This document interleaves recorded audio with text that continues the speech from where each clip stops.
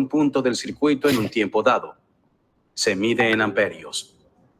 Voltaje es la presión eléctrica. Es la diferencia en el potencial eléctrico entre dos puntos de un circuito. Dicha diferencia representa la fuerza que empuja a los electrones por el circuito. El voltaje se mide en voltios.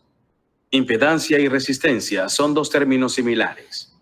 Hablamos de resistencia para describir corrientes directas. Sin embargo, para corrientes alternas, que son las que mencionamos en este curso, se usa el término impedancia, que es el grado en que el circuito impide el flujo de corriente. Se mide en ohmios. Potencia es el producto del voltaje y la corriente, y se mide en vatios.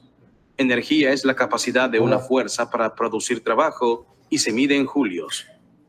La mayoría de estas variables pueden relacionarse con la ley de Ohm, que afirma que la corriente I es directamente proporcional al voltaje, V, e inversamente proporcional a la impedancia, R, del circuito.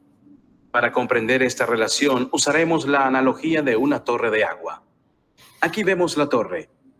Si abrimos la válvula, el agua sale. Abrir la válvula equivaldría a activar el generador electroquirúrgico para crear un circuito eléctrico.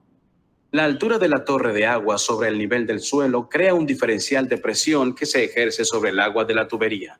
Dicha presión representa el voltaje en el circuito. La cantidad de agua que fluye a través de la válvula por unidad de tiempo es análoga a la corriente eléctrica, mientras que el ancho de la válvula representa la resistencia o impedancia del circuito. Ahora podemos ver qué ocurre si aumentamos el voltaje en un circuito eléctrico.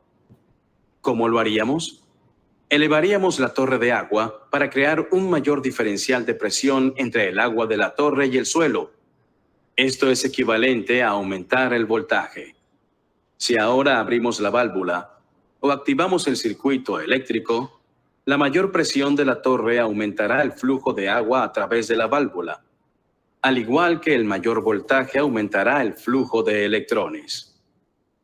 ¿Qué ocurre si nos encontramos con tejido con impedancia alta? En nuestro modelo, eso correspondería a una válvula de menor diámetro, pero sin variar la altura de la torre.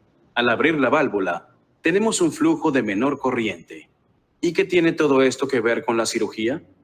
Cuando se trabaja con un tejido con gran impedancia, como la grasa, y se mantiene un voltaje constante, circula menos corriente por los electrodos y los tejidos circundantes, por lo que el efecto en los tejidos se reduce.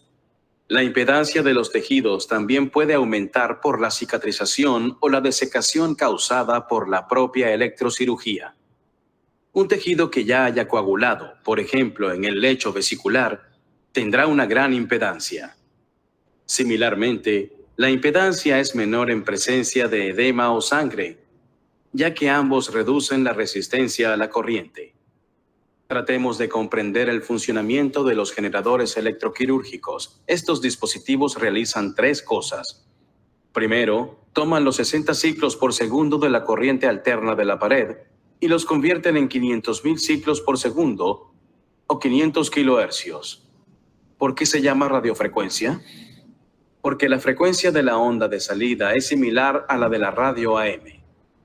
El dial 570 en la radio AM corresponde a 570.000 hercios o 570 kilohercios.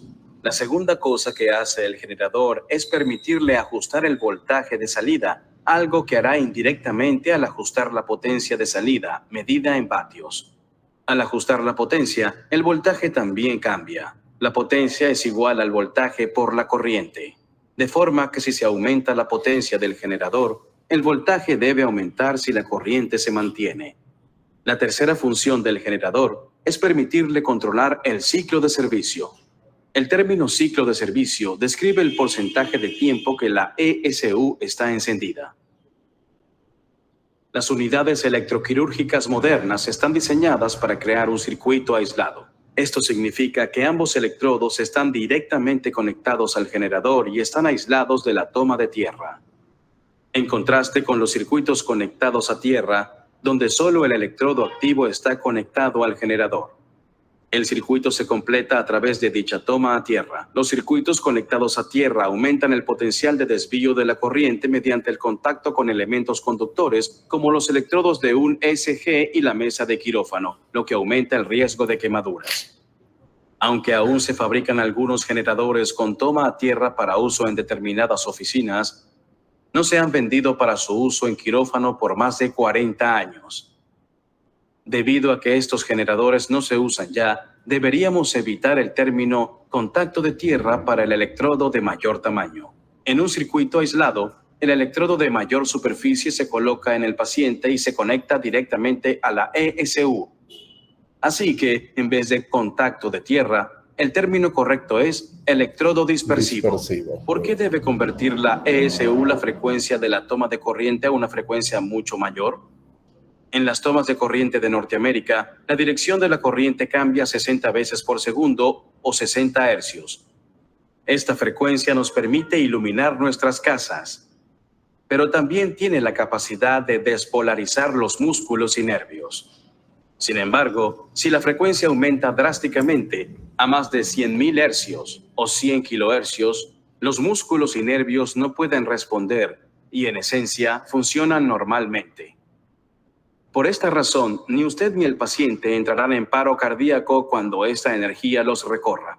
Además, dichas frecuencias tienen aplicaciones quirúrgicas para afectar las células y tejidos eficazmente. Para comprender la electrocirugía por radiofrecuencia, debemos entender la diferencia entre corriente directa y alterna. Para que la corriente fluya en un circuito eléctrico, debe haber un polo positivo y uno negativo. En una corriente directa, ambos polos permanecen constantes. Un ejemplo común es una pila. El flujo de corriente es unidireccional. Una gráfica del voltaje en función del tiempo sería una línea recta.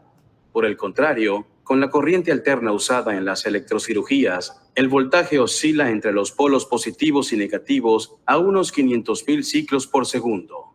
¿Cuál es la diferencia entre aplicar corriente directa o alterna a las células? Comencemos con la corriente directa. Piense en una célula. El citoplasma contiene iones con carga eléctrica, ya sea esta positiva o negativa. Si aplicamos corriente directa a esta célula, con su constante polaridad, todos los iones cargados positivamente, como el sodio y el potasio, migrarán al electrodo negativo.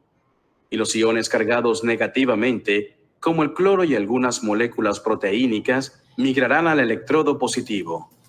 A esto se le llama efecto galvánico y no se usa en electrocirugía.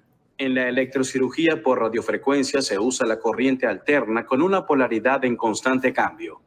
Cuando se aplica este tipo de corriente a la célula, la polaridad alterna provoca que los iones oscilen rápidamente entre los dos estados en el interior de la célula, incluidas algunas proteínas grandes. Este proceso da lugar a fricción, la cual es responsable de elevar la temperatura celular.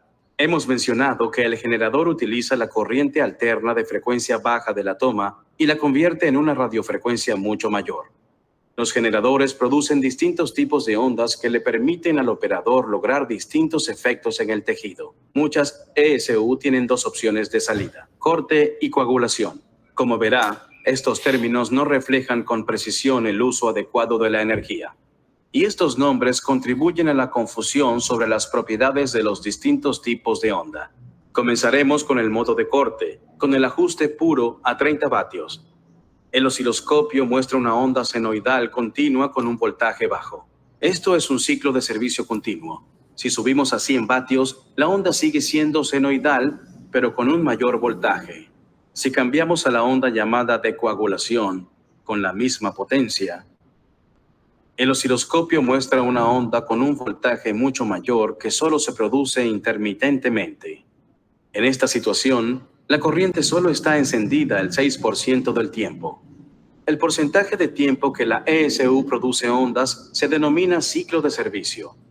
Un ciclo de servicio del 100% significa que la corriente está encendida todo el rato, como en el modo de corte. Por el contrario, en este ejemplo del modo de coagulación, solo está encendida el 6% del tiempo, entonces es un ciclo de servicio del 6%. Este ciclo de servicio tan corto se asocia con un voltaje mucho mayor en comparación con el mismo ajuste de potencia en el modo de corte. ¿Qué es una onda mixta? Es común pensar que se refiere a la combinación de las ondas de coagulación y corte, pero no es así. La onda mixta es una versión modulada del corte o corriente continua de bajo voltaje. Cuando activamos la corriente mixta, se produce una interrupción al voltaje continuo del ajuste de corte. Esto requiere un aumento del voltaje con respecto al ajuste de corte puro porque se mantiene una potencia constante. Empecemos con una onda de corte pura, es decir, una onda continua con un ciclo de servicio de 100%. A medida que el ciclo de servicio disminuye en el modo mixto, la ESU aumenta el voltaje para mantener una potencia constante. Las opciones mixtas varían según el dispositivo. Los cirujanos deben familiarizarse con los dispositivos que usan. A modo de repaso, recuerde que con la potencia de coagulación, la principal diferencia es un ciclo de servicio muy corto. Solo está encendida el 6% del tiempo en una ESU típica, por lo que a pesar de que la potencia permanece constante, si se reduce la corriente, la máquina elevará el voltaje. La gran diferencia entre las ondas de coagulación y corte con una misma potencia dada es que el voltaje es mucho mayor en las primeras. Esto tiene implicaciones muy importantes para el uso seguro en las electrocirugías por radiofrecuencia, que incluyen el potencial de interferencia con un marcapasos, riesgos como el acoplamiento capacitivo, daños en el aislamiento de los instrumentos o la calidad del sellado en la oclusión electroquirúrgica de un vaso sanguíneo. La electrocirugía siempre usa dos electrodos. Lo que diferencia los instrumentos monopolares de los bipolares es la ubicación y función del segundo electrodo. Esta imagen muestra la configuración del instrumento monopolar como un electrodo laparoscópico de gancho. El paciente sería el óvalo rosado. Hay dos electrodos en el circuito. El electrodo activo permite dirigir la energía al tejido diana para aumentar la temperatura en el mismo y crear el efecto quirúrgico deseado. El electrodo dispersivo se coloca en el paciente en un lugar alejado del lecho quirúrgico. Tiene una superficie grande para dispersar la energía a fin de prevenir un aumento de la temperatura y, por consiguiente, evitar efectos en el tejido. El circuito está completo porque el paciente se interpone entre estos dos electrodos. O sea, con los instrumentos monopolares, la corriente puede desviarse involuntariamente a otras partes del cuerpo del paciente. Un instrumento bipolar tiene los dos electrodos del circuito. Para completar el circuito, solo la zona del paciente interpuesta entre los dos electrodos o adyacente a ellos se ve implicada.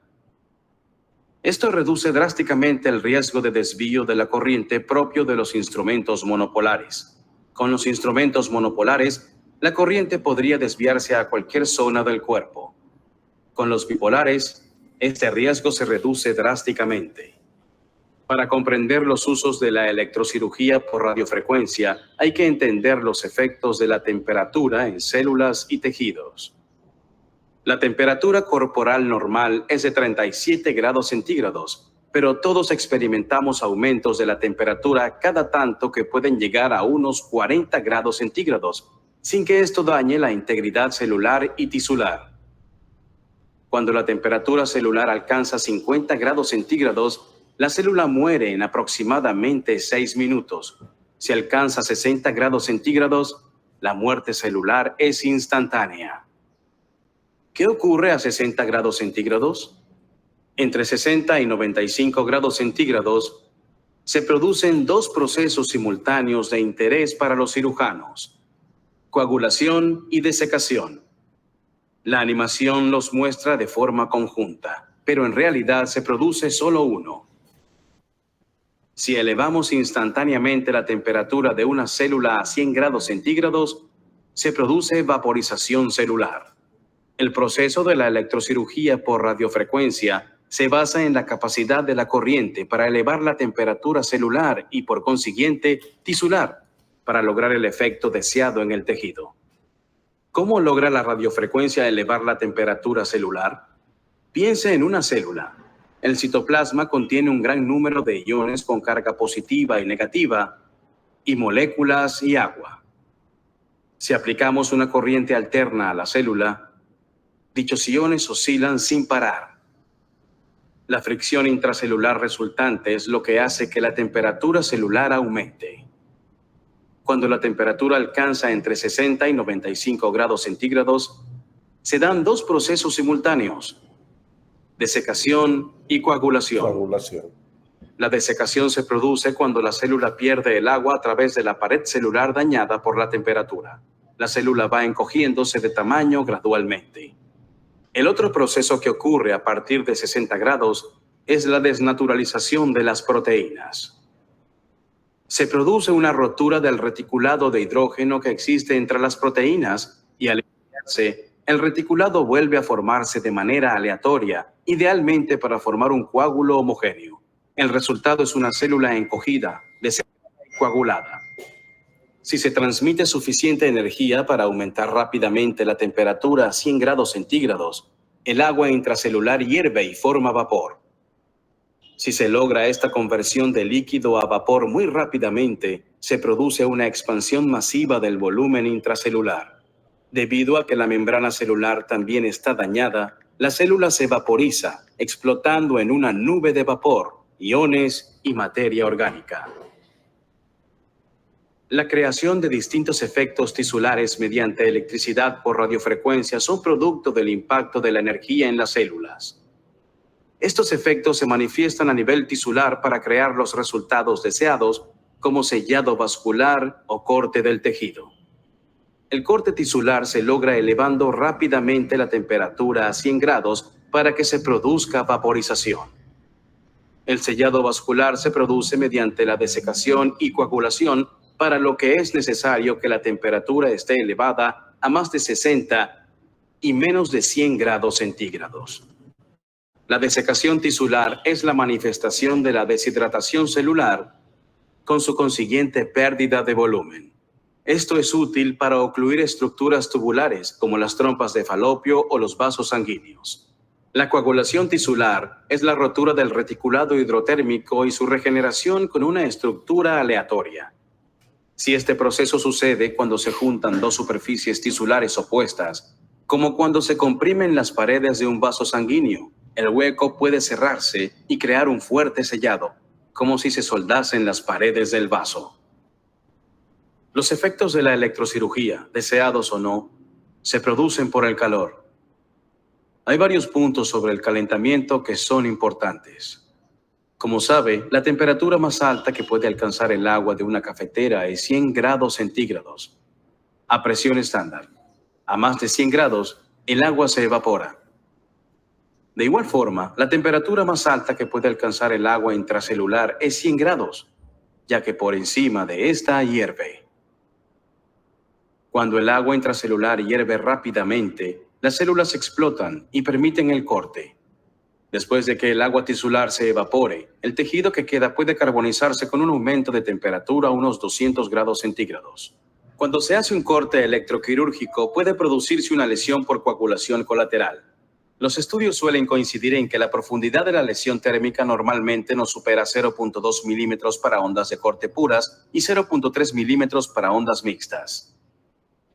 Sin embargo, la profundidad y extensión de la lesión por coagulación adyacente depende de varios factores que el cirujano puede controlar, principalmente el voltaje, el tipo de onda y la velocidad a la que el cirujano mueve el electrodo. Se puede crear más voltaje con un ciclo de servicio más bajo, como el modo mixto o de coagulación, o subiendo la potencia del generador, o ambos. El resultado es mayor lesión por coagulación adyacente. Si se usa una onda modulada de alto voltaje, coagulación, y se mantienen el resto de variables, habrá más coagulación y carbonización colaterales, porque la temperatura local puede ser muy alta.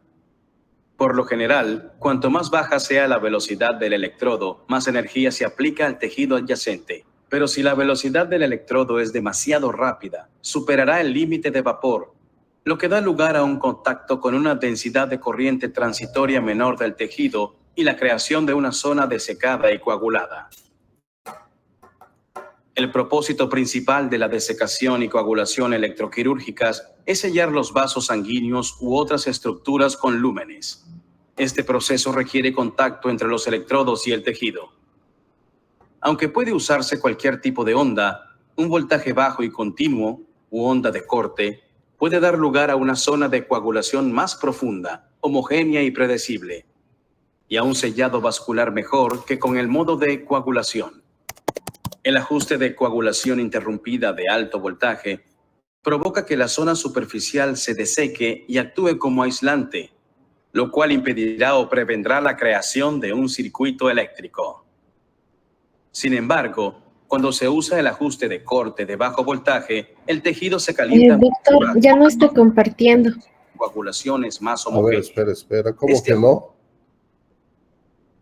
Yo estoy viendo mi pantalla. Otra vez. Pantalla completa. Compartir. ¿Ahora sí?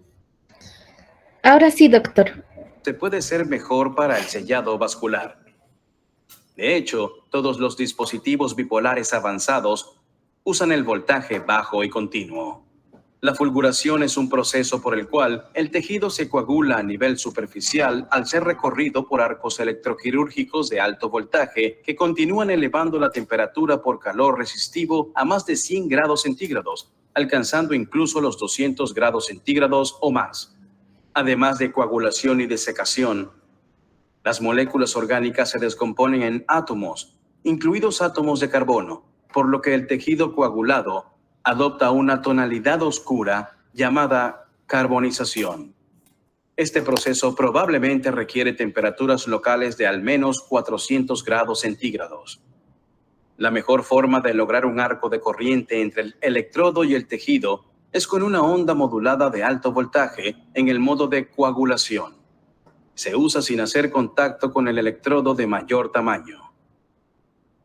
El electrodo activo se sujeta a unos milímetros del tejido, a una distancia suficiente para permitir la ionización del medio en el hueco que queda entre el electrodo y el tejido, y se forman arcos visibles entre las dos estructuras. El resultado es una coagulación muy superficial.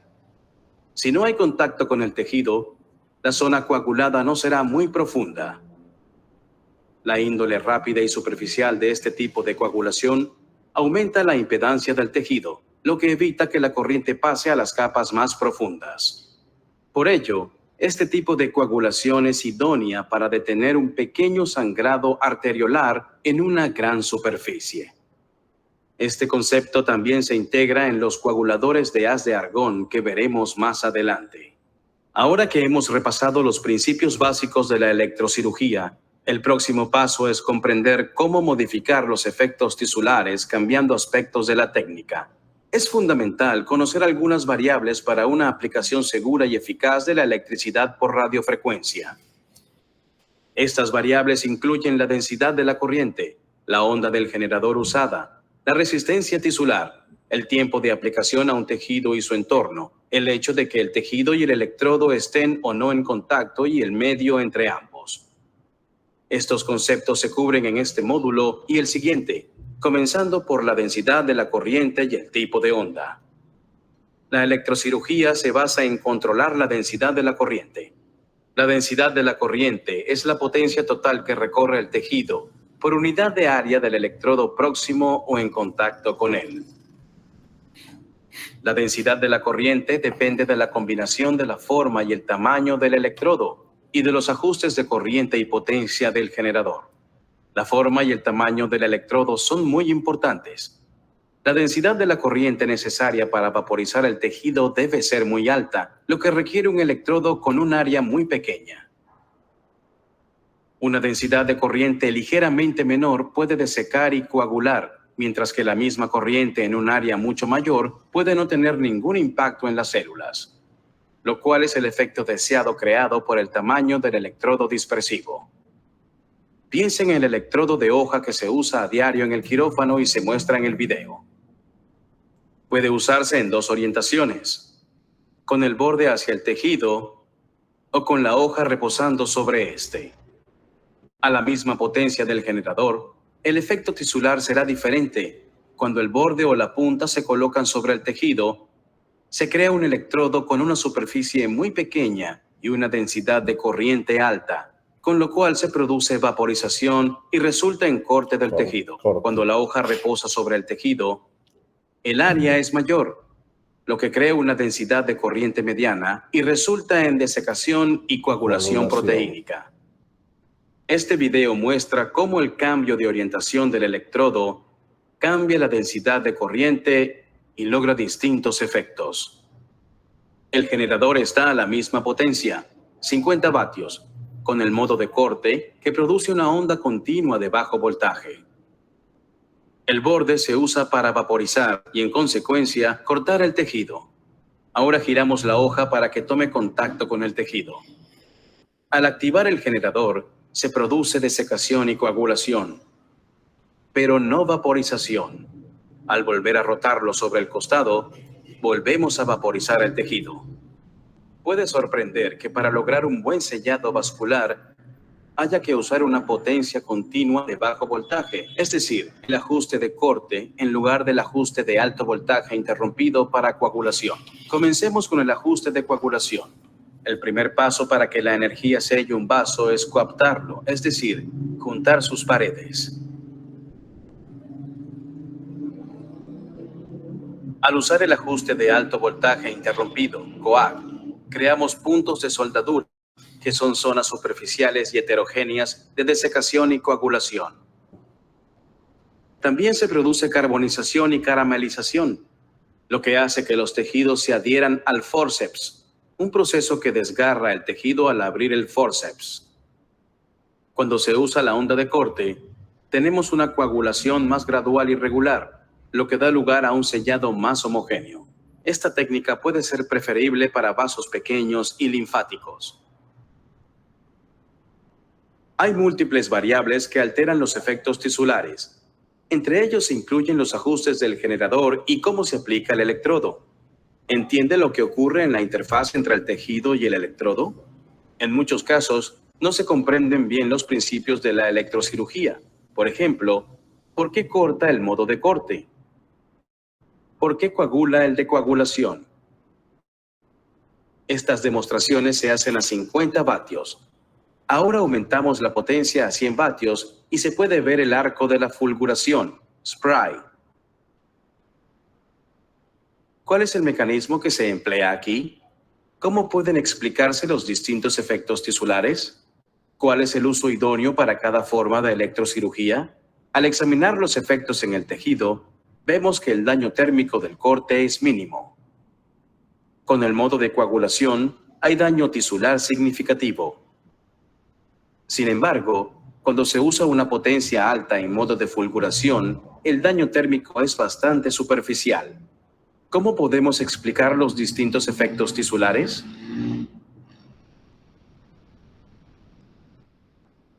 Aquí vemos un electrodo biselado con corriente de corte. Puede ver cómo las adhesiones de la pared abdominal prácticamente se funden. ¿Por qué no hay humo? Fíjese en que el cirujano realiza la disección precisa valiéndose de la información visual y no táctil. ¿Qué pasaría con la corriente de coagulación? Aquí vemos que la corriente de coagulación seca y encoge el tejido.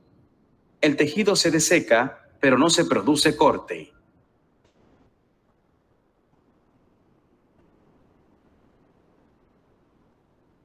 Ahora, volvemos al modo de corte.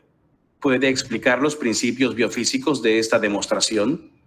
Tal vez sea bueno repasar qué ha ocurrido exactamente con cada tipo de onda electroquirúrgica. Aquí tenemos la onda de corte, la de coagulación y una mixta. La primera diferencia evidente es que la onda de corte tiene un voltaje menor que la de coagulación. Ahora, veamos la onda de coagulación. Cuando el voltaje pasa de 0 al máximo, se llama voltaje pico. Si se mide el cambio en el voltaje desde el voltaje pico superior al voltaje pico inferior, se denomina voltaje pico a pico. El voltaje pico a pico con la onda de coagulación es mucho mayor que en la onda de corte, y la onda mixta, lógicamente, es intermedia. Así que la mayor diferencia es el voltaje. En segundo lugar, queda bastante claro que la onda de corte tiene lo que se denomina un tipo de onda continuo. Suponiendo que estemos aquí arriba en una de estas células, la carga electrónica del cambio continuo no cesaría nunca, y por ello las células que forman parte de este cambio continuo de corriente se calientan mucho, hasta el punto de explotar. Fijémonos ahora en las células de la onda de coagulación. Cuando se activa el modo de coagulación en un 94.95% del tiempo, no pasa nada. Cuando se enciende el generador, el ciclo de servicio provoca un cambio brusco de voltaje que llega a los tejidos a una profundidad mayor que el corte, pero luego esas células tienen un periodo de enfriamiento. De nuevo, un voltaje que llega a las células más profundas que el corte y otro periodo de enfriamiento. Se cree que este voltaje más alto a una profundidad mayor, seguido del periodo de inactividad, es lo que produce hemostasia, ya que la hemostasia no puede darse a menos que haya desecación considerable de los tejidos más allá del efecto inmediato del electrodo. Ahora, si leemos la obra inicial de Cushing de 1928, describió 4 efectos tisulares básicos que logró con la electrocirugía. El primero, y probablemente el que fue más útil, era lo que yo llamo fulguración por arco. Fíjese en que el electrodo no está tocando el tejido. Hay que tener un alto voltaje para que se cree un arco desde el electrodo de aguja, aquí, al tejido. La mayor parte de la energía en este proceso se disipa en la luz que puede ver, mientras que la corriente que afecta al tejido crea un efecto muy superficial. La verdadera utilidad de esto es que no es necesario manipular el tejido. Este es un efecto particular de la electrocirugía monopolar. No es posible lograrlo con instrumentos bipolares ni de escisión ultrasónica. El siguiente efecto tisular descrito por Cushing es la vaporización o el corte. Aquí podemos ver que el electrodo de aguja está próximo al tejido, pero no lo toca. Y ahora recuerde la onda continua y la corriente de corte. Hay tanta actividad aquí que todas las células próximas se calientan mucho de inmediato y se evaporan y explotan, con lo que dan lugar a esta nube de vapor y se logra la separación del tejido. Bien, como resultado del bajo voltaje, es posible que la hemostasia no sea la adecuada. Los cirujanos sabemos que se puede lograr un efecto de corte con la onda de coagulación, pero con dicha onda se consigue más desecación. El tercer efecto descrito por Cushing fue la desecación por contacto. Mire cómo el electrodo toca el tejido. Como resultado, se produce un calentamiento periférico del tejido, con desecación. Para lograr este efecto de desecación, se puede usar el modo de corte o el de coagulación, dependiendo del tamaño del electrodo y de su contacto con el tejido.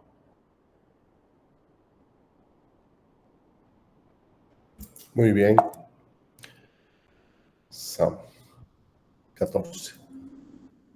Es súper, para mí revisar, yo esto lo hago regularmente 2, 3 veces al año, volver a mirar, retroalimentar, y acceder porque la memoria es frágil y te olvidas, y apuntar y volver a recordar. Este es el capítulo 1 del FUS, que es fantástico porque empiezas a ver a recordar cómo funciona la energía eléctrica, que ahora es el equipo de ESU, ¿no? El equipo electroquirúrgico, utilizar los términos correctos ya no hay el término de lo que es ¿cuál es el término de cauterización? No es el término. Bueno, pero lo importante es que se utilicen el modo de corriente adecuado para buscar y lograr el objetivo, si es corte o es corte, o es coagulación o es electrofulguración. ¿Cómo puedes trabajar con el bisturí monopolar? ¿Qué no hace? ¿Qué capacidad tiene el monopolar como que no tiene el bipolar, que es la electrofulguración? Entonces, cada uno de estos pasos son importantes. ¿Con qué temperatura logras el tema de lo que es la desecación? ¿A cuánta temperatura las proteínas se coagulan, verdad? Y logras lo que es el tema del corte. Cada una de estas etapas son vitales, y escuchar y volver a repetir esto es importante y esto lo deberían manejar todos los cirujanos. Porque, ¿cuál de las dos corrientes es más peligrosa? La monopolar, porque puede haber fugas de corriente, en cambio con la bipolar entra inmediatamente por un polo y sale por el otro y el efecto es en la zona donde estás realizando el procedimiento. En cambio, el monopolar tiene un electrodo activo y el otro es un electrodo dispersivo y la corriente recorre todo el cuerpo y si hay una superficie incorrectamente aislada puede provocar quemaduras en la superficie del paciente u otro tipo de alteraciones electroquirúrgicas sobre el cuerpo. Vamos a ver martes dos temas más y ahí concluimos, jóvenes. Nos vemos mañana. Chao, chao. Hasta mañana, doctor. Hasta luego.